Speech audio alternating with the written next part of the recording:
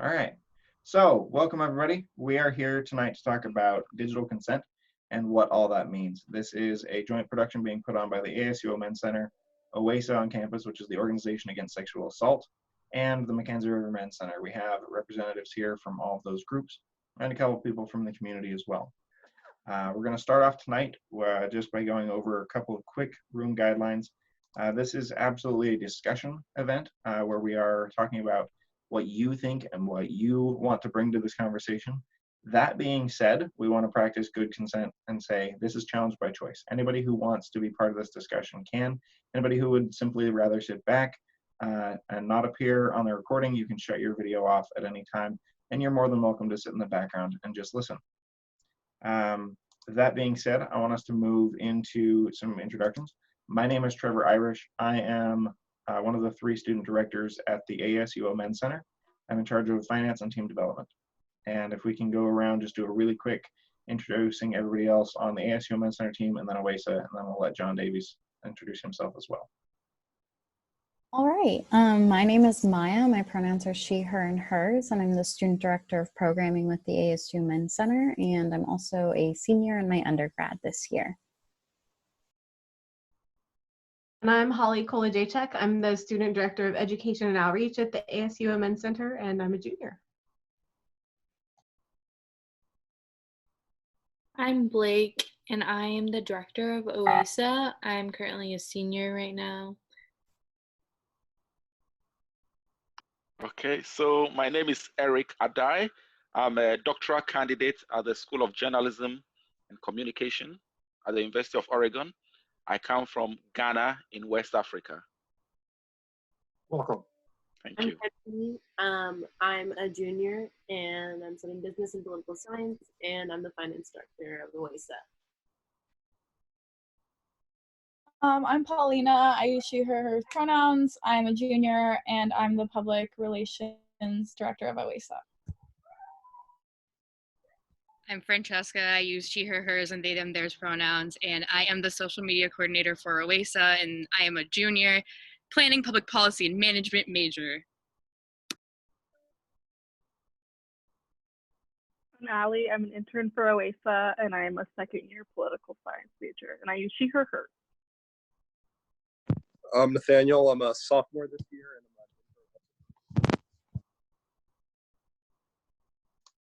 All right, and then Ryan, did you want to weigh in or no?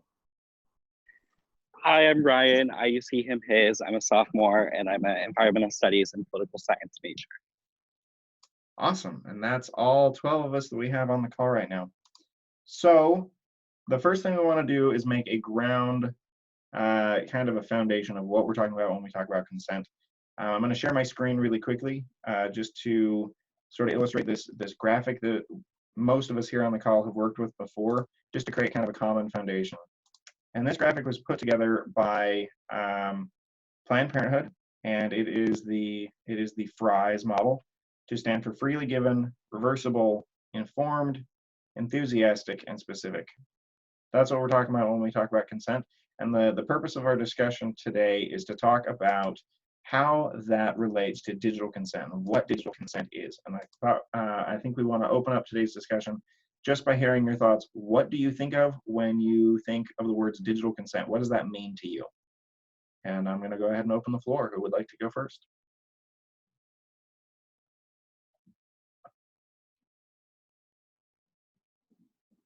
Holly, go ahead. So to me, digital consent is like asking before you engage in any kind of, like text-based or pictures-based interaction with someone that may be sexual in nature. All right. What are some other definitions we have when people think of digital consent? Go ahead, Blake. I just thought of something, but maybe if you're like in a relationship with someone, or even if you're friends with someone, like asking someone if you can call them or if you can text them at this certain time before you like blow up their phone and it like makes them uncomfortable. Yep. That's one of the ones I was going to bring up is communication preferences. Can include any of the following sort of considerations. The channel, Snapchat is different than text, is different than a video call, Instagram, Facebook Messenger, email, a phone call even. Frequency, you know, if I don't hear back from you in 10 minutes, is that an emergency or is that not? Content, what can I share, what can I not share? Time of day, I have a friend who lives in Ohio, and she's three hours ahead of us, and she has told me in no uncertain terms, you are not to text me after 9 p.m. your time because I'm asleep and I don't turn off my phone for emergency reasons, so you're waking me up. And then also just the volume, how much can I text you, or how much can I interact with you, and how much of that is consensual. What other thoughts do we have on digital consent and how that might be especially important right now? Yeah.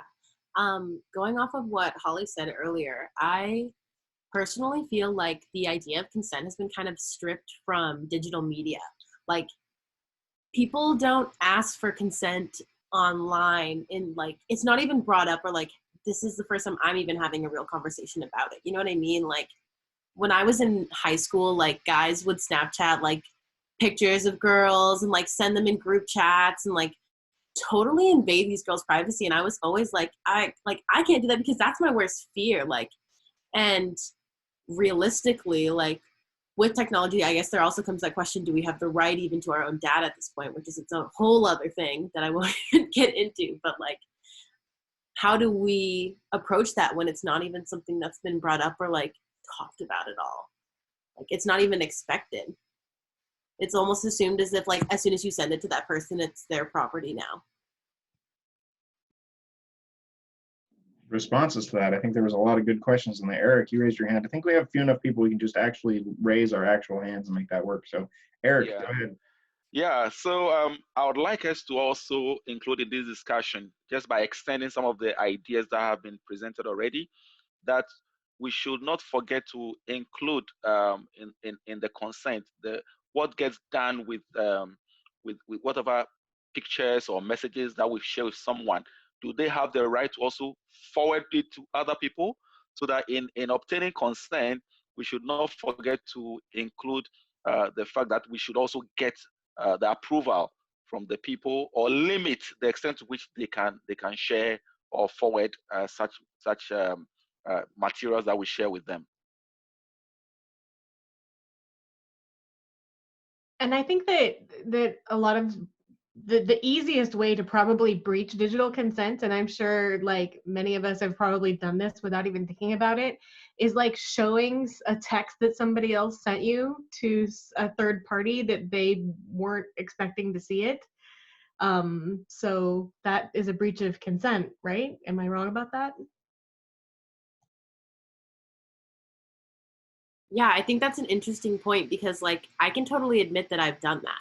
Like, I think we all have. Like, as soon as you said that, I was like, she's totally right. But for some reason, I do feel like a little bit of ownership over that conversation, I guess, in some way, because I was a part of it. But you're totally right. And like, that person was expressing themselves, and especially if they were being vulnerable or saying something, I don't know, like more like, I don't know, delicate, in which case I'd be less likely to share that. But still, like, I don't know what's delicate for them, and like all those points. So I think that's great.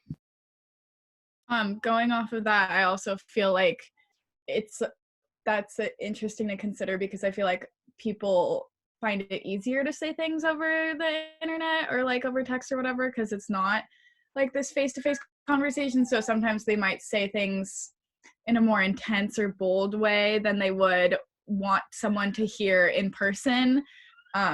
And so I feel like that also comes into play there, and that's really interesting to consider. John, we'd love to hear what you're saying. You need to unmute yourself. Okay. There you go. You got it. I unmuted you. Okay. So I'm assuming what we're talking about is not even related to sexuality necessarily, but just communication in general. Is that correct? Yeah. Yeah. So yeah, we're talking a lot about the broader consent. The broader scope of communication in general. Yeah. Well, not necessarily even communication in general, but maybe intimate communication. Intimate communication doesn't have to be sexual in nature, but it can still be intimate. So if I text you complaining about my boss and use some pretty, like, he's driving me crazy, sometimes I want to go up and punch him. I mean, are you talking about that kind of communication? Or Well, it depends. Are we intimate enough friends that you would expect me to not go show that to your boss? Right. Okay. Yeah, I think the interesting nuance is just kind of like all interactions with other people, any interpersonal interaction kind of needs a level of consent. And I think a lot of things include like standing consent, and like how we interact with people. Like I can text my friend and say, oh my God, I had such a hard day and I just have to tell you all of these issues I'm having with so-and-so. And I can kind of like vent at a friend, but you wouldn't necessarily feel comfortable kind of doing that with a coworker or somebody that you just have their phone number for kind of like business or kind of just like professional purposes. And I think all of those different like relationships that you might have different levels of consent and what feels comfortable to do. So it could be like text that I send to a friend and I go, oh my gosh, like, how do I respond to this? I feel like that's everyone's first kind of thing is when you're showing a text to your friend or somebody else, just a third party, it's like kind of like, how do I respond to this? How do I be blank? How do I be respectful? Or how do I like kind of communicate my level of comfort with this conversation? Sometimes like I just kind of feel like I don't want to engage in something that's of this nature, and that I think adds like a layer of like, well, I think it's good to kind of exercise like setting boundaries, but how might you do that? I don't know. Sometimes that's harder to do with different types of people in your life. So there's two concepts in there I wanted to draw on. First of all, I want to make sure that we define standing consent, because I know that that's a term that not everybody is familiar with all the time. And number two, I wanted to ask kind of for the group, what do we feel about anonymizing? Does that make things better? How does that affect the consent? So would you, like if you went in and blurred out those persons' names, so the content shared was non-specific, how does that interface with what we're talking about here? And then the notion of standing consent is just that once you've established consent, you ask a question like, are you okay that we have standing consent to XYZ, so that I don't have to ask you every time? It becomes a yes until you say no. And that is a concept that I wanted to make sure we talk about. And we'll circle back around to that when we start talking about how alcohol intersects with all of this. So, but I'll throw it back to the group here. Anonymizing, does that change things? Yeah, I think it does. Because once you make it anonymous, you're no longer outing someone's personal information. It's now anonymous. So as long as they can't be identified from whatever it is, then I think that changes things. Do we have any dissenting opinions on that one? I think that's totally right. But what I will say is I feel like anonymity is quite difficult to achieve now, if that makes sense. Like, I just feel like things, especially in like the online world, like things are really tied to our name and our accounts. Like there really are like online paths and trails. And so I don't know, that's just something I think about a lot. I don't know, Francesca, you're nodding a lot. Do you have something to add on?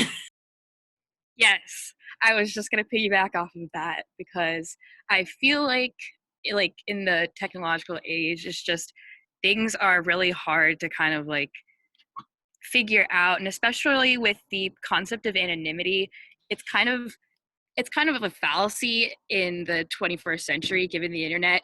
I just feel like, I'm just going to give an example that's just anecdotal. There is this one guy that literally found me from my first name on Tinder, and he found me on Instagram from that. That is a lot. That's a lot of typing you have to do that, because he didn't even go to like the same school or no common in anything. So it just goes to show that like with a mere like fragment of information about somebody, so like it could be even just like something really private being shared, even if their name's not attached to it, if you can see like a sliver of their profile picture or something, someone's gonna find it. I hate to say it, but that's just the truth.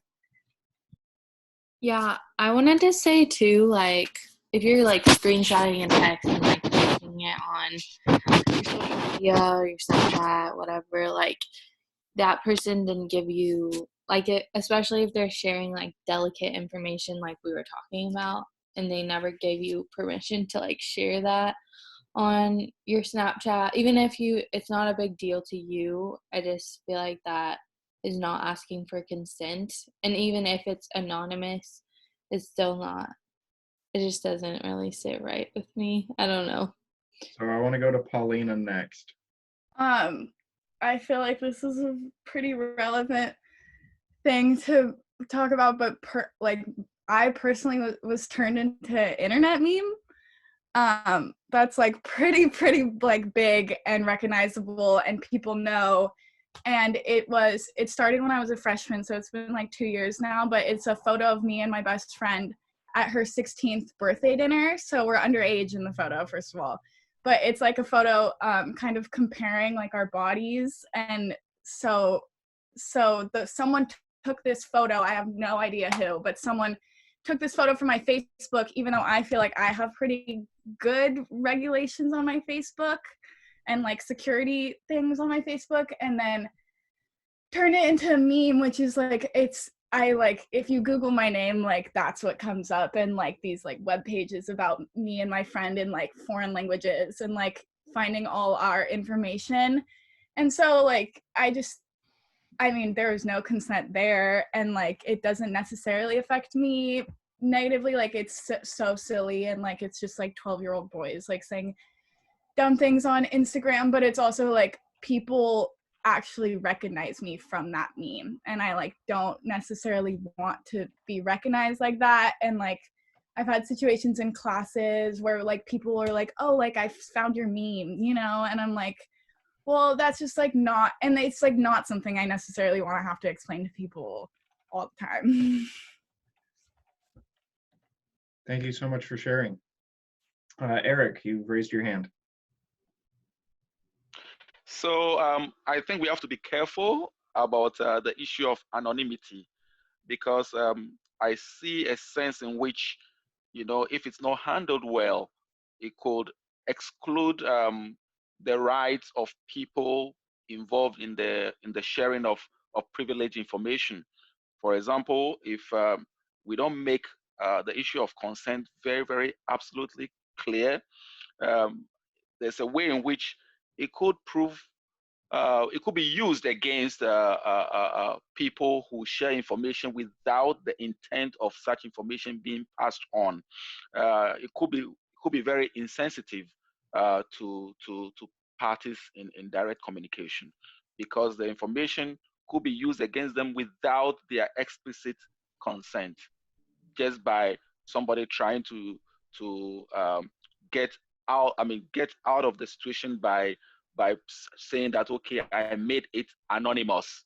When I know, although it's been made anonymous, I still identify this as related to me, and just that anonymity could prove insensitive to me and could be hurting me, without others realizing it. So I want to make this a little more specific. Thank you for your comments, Eric. I want to make this a little more specific to Sexual Assault Awareness Month, and kind of also prep us or prime us for our training in 2 weeks. But I mean, it could be very interesting, even if I could foresee a circumstance in which someone discloses a sexual assault that they have been a survivor of to someone, and this person, not knowing how to respond to this, could screenshot that, and then anonymize that, put it on a platform and say, hey, help me, I don't know how to do this.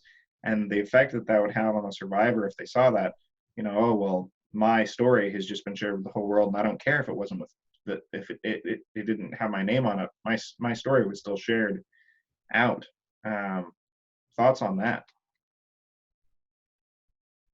Yeah, I've actually had that happen to me, or like a kind of similar storyline of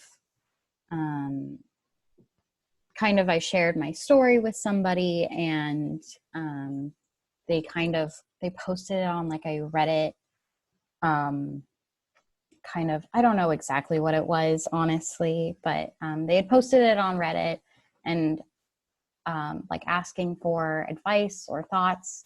And I wasn't the one who found it, but it came back to me in like somebody had like seen it and been like, wow, this really sounds like Maya. And kind of having that experience, I think, even though it was anonymous and even though it was done with good intent, kind of just seeing so many people like upvote it and seeing like the kind of like comments and reactions that people had to it was really difficult, especially having it kind of be reworded in somebody else's perspective, with their layer of understanding from what I had told them, I think was really hard. And I think no matter how much you say it's anonymous, somebody else saw it and thought of me and sent it to me. And I think that like anonymity can help, but I don't think that can replace consent ever. And that's a really, I think, important piece to it is that the conversations you have with somebody, I don't think are ever something that you're able to share without asking first directly and asking for that consent. And it should be freely given, and it should be reversible. Like, I should be able to tell somebody like, hey, it's okay that you shared my story, but I don't want you to do it ever again. And that should be respected, I think. And yeah, I think that the bottom line is that anonymity doesn't equal consent. I like the way you put that, though, that it helps, but it doesn't replace. McKenzie, you had your hand up. Yeah, I was gonna say that I just thought that, first of all, very well spoken. Oh no, did it just pop out of my head? No, you're fine. Keep going. No, it's okay. Like, my thought might have fallen out of my head, so just give me like 2 minutes. Oh, I thought you were talking about your headset. So I wanted to say, that's a really good point, and I think you're right. And while we were talking, I was also thinking about like, well, what if it was a picture? If you cut like the head off of a picture and posted it around, would that be okay? And it's not. It's not okay, even though it's more anonymous. So I think you're right about that. And I, in my initial assessment, was wrong.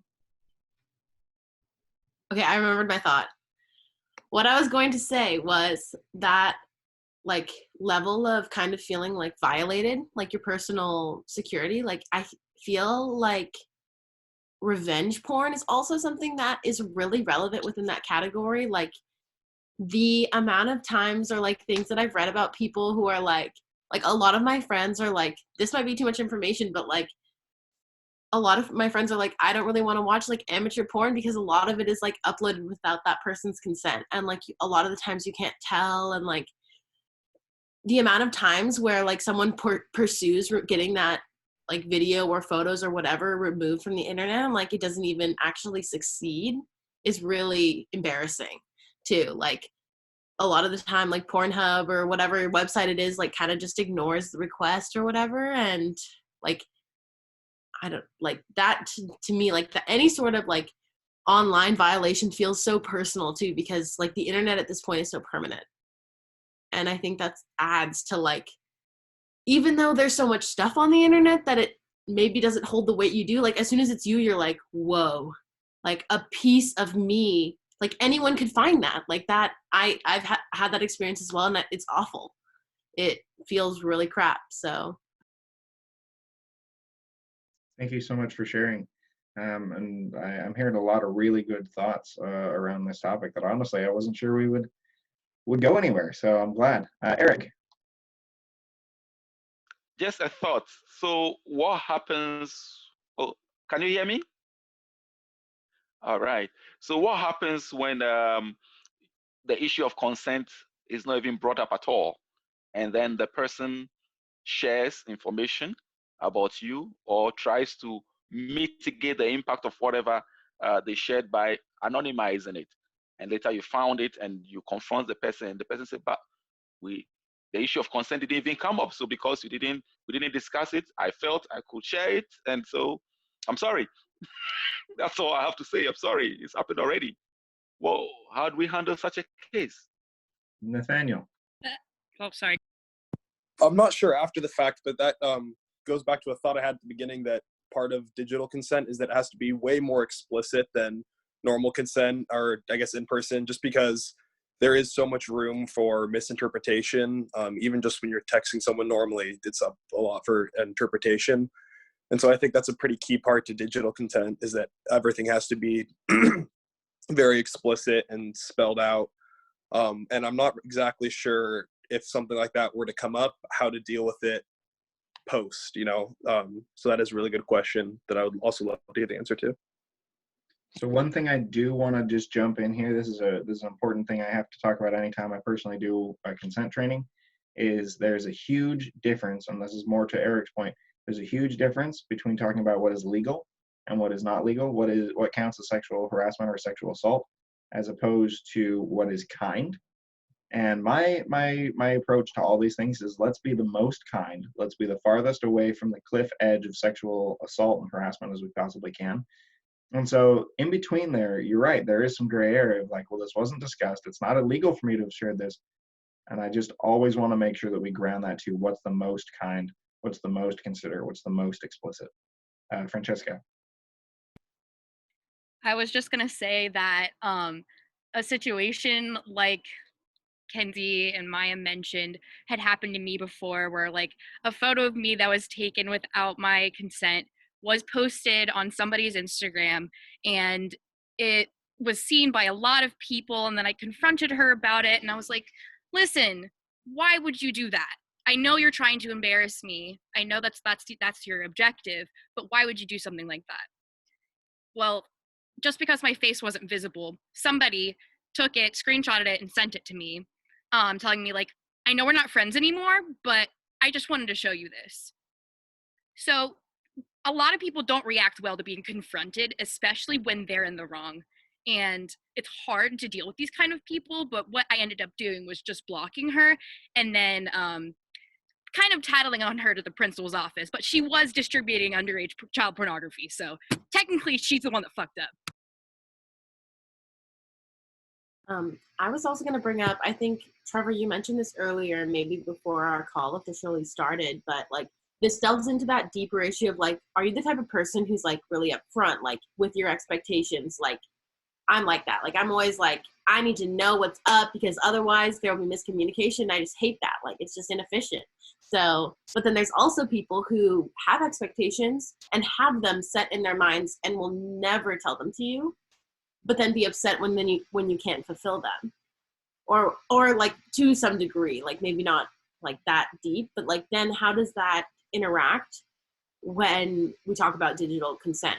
Because like it's like Nate said, like it needs to be explicit, but how do we get it from being something that's never mentioned to something that people can explicitly talk about and be like, if you send me blank picture, like I promise that I will do blank and like never save it or do X, Y, and Z. You know what I mean? Like how do we make that transition?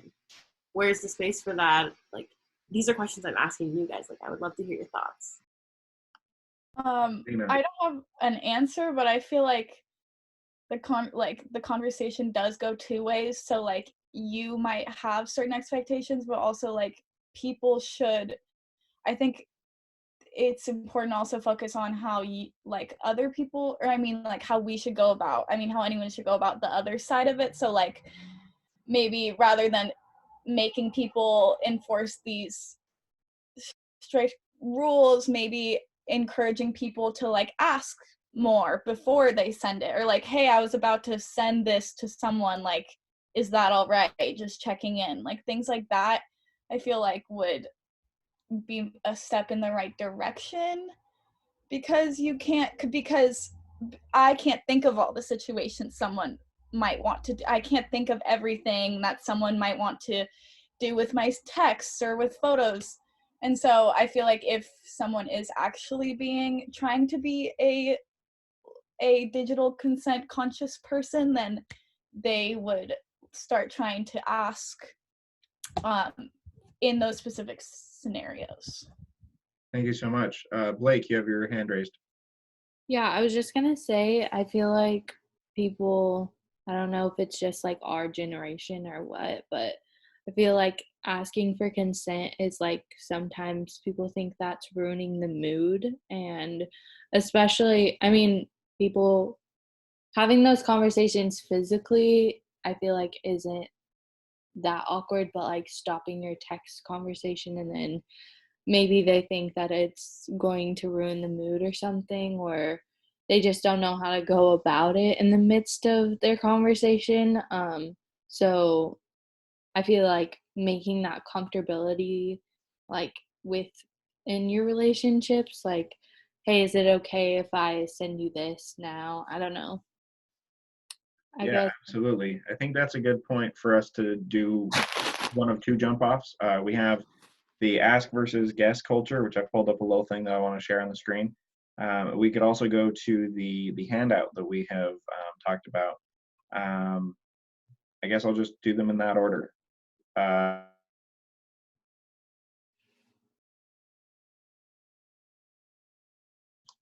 So this is the really short version, and I'm just going to read this.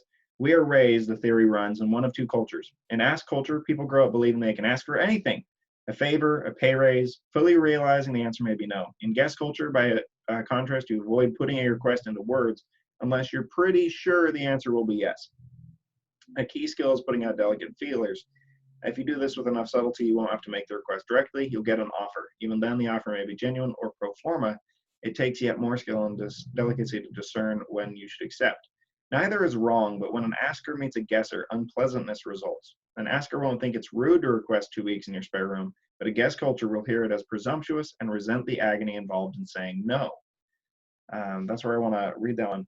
But how does this interface with what we're talking about? How does this intersect with the current conversation we're having?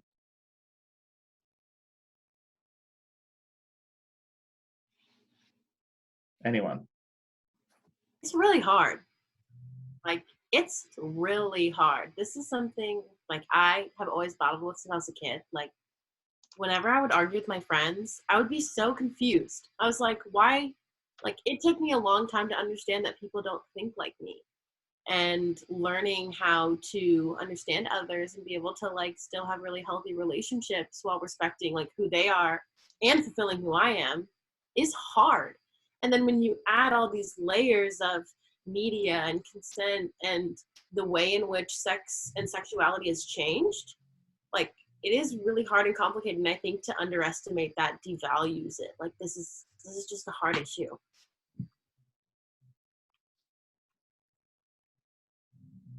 Yeah. Others who have thoughts. Maya, go ahead.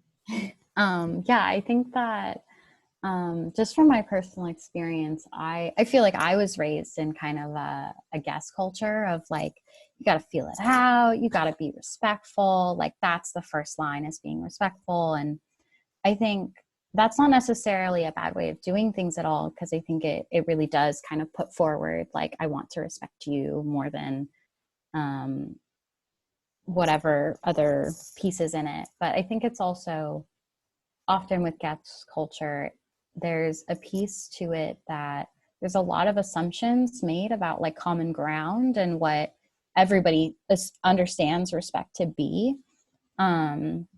And I think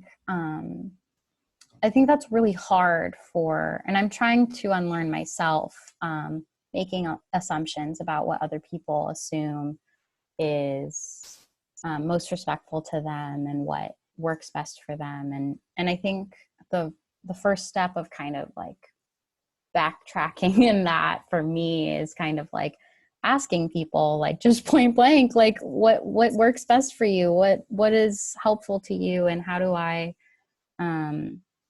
respect you best, and do you need me to ask you questions point blank? Like, do you need me to be ask culture for you, or is guest culture more comfortable for you? In a way that I think not quite asking that question, because that brings in a lot of explanation of what is that and that kind of thing. But just being like, do you want me to ask you directly what I want, or is this something that is more of a discussion to you? And do you want to go back and forth a little bit more and kind of do that work, which I think is always important to kind of check in with people. And I think there is a lot of conflict sometimes with guests versus ask culture. And I think that's really hard to navigate online, because I think ask culture can seem really rude and presumptuous, but it's also just kind of being straightforward.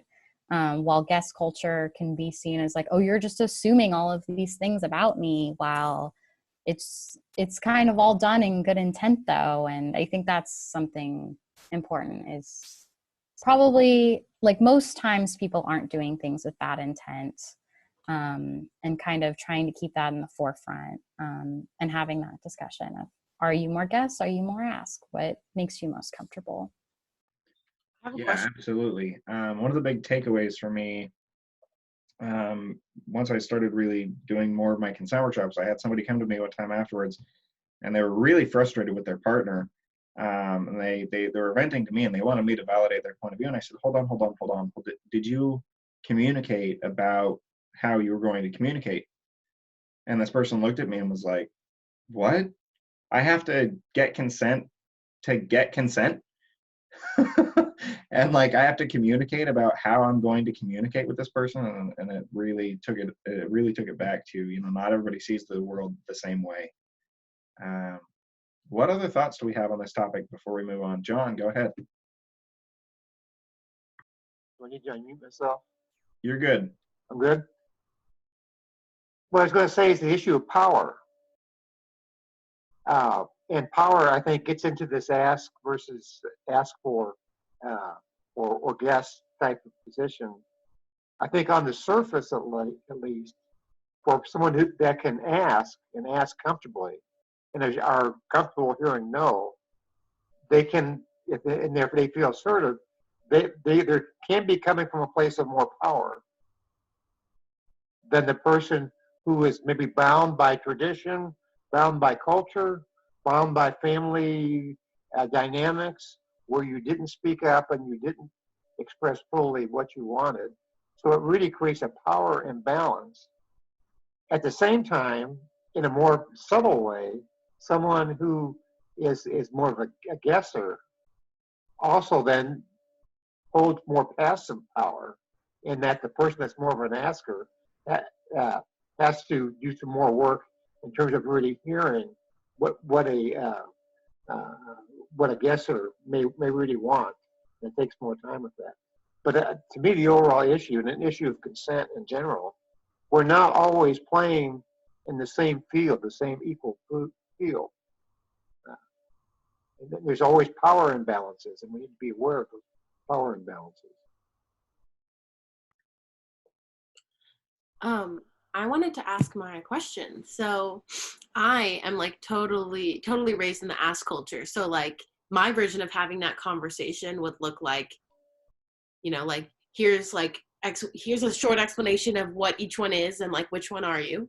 Kind of starts there, and then I'd be like, okay, like now I'm gonna think about this and try to understand it, and then like maybe we'll have another conversation later. But for you, like, since you have that different approach, like what do you think would be the best way for someone to bring that conversation up with you in like a real life situation? For me personally, because I'm kind of more towards guest culture, or yeah. You know, for me personally, I feel like if you brought it up in any sort of way, I'd be like, damn, we're having a conversation about consent and this is awesome.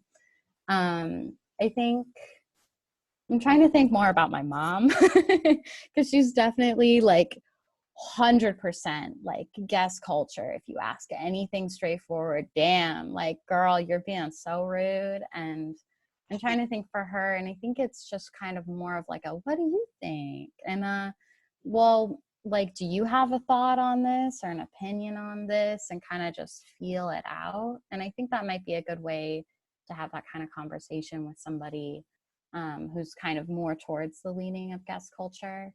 But for me personally, any sort of way, I'd be like, damn, this is great. So kind of embracing the uncomfortability because it's you do recognize that it is going to have positive payoffs, and you're going to be heard and respected, and that, hey, like, I at least get some input into this process. Nice. All right. Holly, go ahead.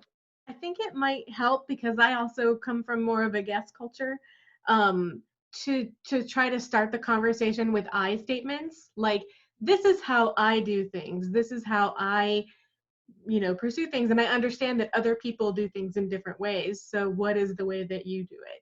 So to kind of not put all of the load on the person to like answer me exactly what should your culture be, how do you, because we kind of panic and go, this is too much. So yeah, I think starting off with I statements is a really good way to address any conversation with anyone. Go ahead, Eric. So I also come from a hugely guessing culture. Everything is about feeling and also about relationship and the kind of culture that you've established in a particular situation. So I think this issue of establishing consent is further complicated by the kind of different cultures that we come from, and especially at the beginning of establishing or normalizing a certain relationship with someone, it's important to make this as express as possible. Having said that, one thing that I was thinking about has to do with the extent to which you formalize or document such consent. It's difficult already broaching the subject and seeking to discuss it, especially from those of us from a guessing-oriented culture. But then it's made even more difficult when it's important or it becomes necessary to determine the extent to which you have to document or formalize the expression of such consent. So how do we navigate that? That's what I wanted to bring in for discussion also. Thoughts or responses from anyone? If no one else has a response, I think I can actually, weirdly enough, speak to this a little, because like, my dad is American, bootstrapper, car salesman his whole life, and then my mom is Korean, like total, like classic Asian guest culture, it's so much about the unspoken. And like, growing up, that was really hard for me because I ended up turning out a lot like my dad, and I'm really brash and honest and like just out there, like I'm straight up. It's how I've always been. And my mom was always like, didn't want to speak about things, and that became difficult for me. Like, it like began to affect our relationship, and the thing that changed was like, she loved me so much, and I was like, I need you. Like, I had her come to therapy with me, actually, right? So, and not to have a therapist talk to her, but just to have a ref.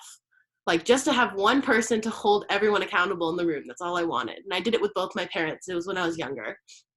And it was really hard. It was really uncomfortable because in that guest culture, like, you just don't talk about it. Like, if you're upset, you kind of maybe like just don't talk to each other for like 3 hours and then eat dinner together. Like, that's classic how I was raised when my mom was mad at me. So like, forcing her to talk about that, she was like really uncomfortable. She hated it. Like, she would like start arguing with me about something else, like classic avoidance behavior, really. But I think the keys to transforming our relationship and creating the space where we could have those conversations and it wasn't personal or an attack was having a ref or just like someone who's unbiased in the middle of that conversation and just able to keep everyone accountable, and B, like unconditional love. Like I think these are issues where if there's not enough love in the relationship, sometimes it can be too much. Like these are really hard issues, and when cultures collide, like if you are not the type of person who's willing to like at least give like this much, like I think it's really hard to get anywhere, and like people will naturally just want to avoid that person eventually and kind of end that relationship. Was any of that unclear? Sorry, I kind of went off. I was trying to explain concisely. Thank you so much. And I think thinking about it from a different perspective, like the perspective of like getting consent before exchanging something intimate with someone over text or pictures or something like that. I don't know. Do you guys feel like it's okay to take a screenshot of someone saying it's okay, or that someone of yourself saying you're not to share this with anyone? Take a screenshot and save it so that if it ever comes up, you can protect yourself and say, I did not give you this consent. That's an interesting next level. Yeah, I don't know. Again, it gets back to this whole, are we talking about legal or are we talking about moral? If you think that there's a legal possibility that this is going to become a legal issue, that's a whole separate can of worms, because as most people on this call are probably very familiar, our legal system is not up to date on digital issues. It is not up to date on what even the definition of assault is in many cases, and what harassment looks like, and those are definitions that are constantly changing. And so that's a whole nother thing that I don't think I'm qualified to speak to, but I can speak to what I believe is moral. And I think that if you're debating that with a person, I would feel uncomfortable sharing anything with that person if you feel like a snapshot of their consent or your dissent is going to be necessary. That's fair. Yeah, that's an interesting piece, and I feel like personally, if that was kind of going on with me, I feel like most digital things are permanent, so you could like scroll up all your text messages or do whatever. And I'm thinking kind of like less permanent options like Snapchat. If you were to like have that conversation over Snapchat, saving like just those little pieces of the conversation, I feel like that is something that you would be allowed to do, kind of socially allowed, if that's something that matters most to you. But I feel like that really depends on the two people and kind of like what their norms are, what's most comfortable for both of those people. Because I think I would feel uncomfortable if somebody asked for my consent and I gave it and then they screenshotted it and were like, oh, you did it. You said that I could, or whatever. Because consent changes and those kinds of things go back and forth all the time. Right. And I think that's a piece to it too, is like maybe you get consent now or maybe you don't get consent now. But those things change so much already that a screenshot might not even be sufficient to encompass. Right. And then how does that interface with revocable, reversible consent? Blake, you've had your hand up. Yeah, I was just thinking about this in regards to like digital sex work, especially with people making OnlyFans accounts and like private Snapchats. Like if someone on their private Snap were to like screenshot something, even though there's like multiple people that they're sharing, or yeah, probably multiple people that they're sharing that with, it still doesn't give you a right to like do that. I don't know. It just made me think of like that kind of work, because even though they're sharing something intimate, but it's like open at the same time. I don't know. It gets Interestingly enough, I think that's a part where copyright law would actually be able to weigh in on that and say, like, this was a product and you are copying my product, and you would actually it's kind of interesting. I think you'd actually have a stronger claim for copyright infringement than you would for personal rights violations.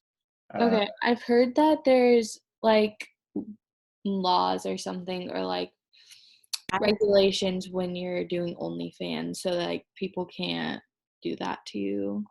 Yeah, I think it's a lawsuit waiting to happen. I've heard that, like, actually, in a way, OnlyFans does somewhat protect you through like copyright protections, because, like Trevor said, it's a product that you're selling. Like, you're paying for it, and therefore it has inherent value, right? Ali, why don't you go? So, well, hold on just a minute. I would actually like to stop and restart the recording. And I'd also like to actually get group consent to have a discussion about this, because I know from some conversations I've had beforehand that this is a pretty charged topic, and I think it could make an interesting recording on its own. So I'm going to go ahead and do that, and then let's restart the recording, talking about this issue, if that's okay with everyone. So I'm gonna turn the recording off so we can have a frank conversation.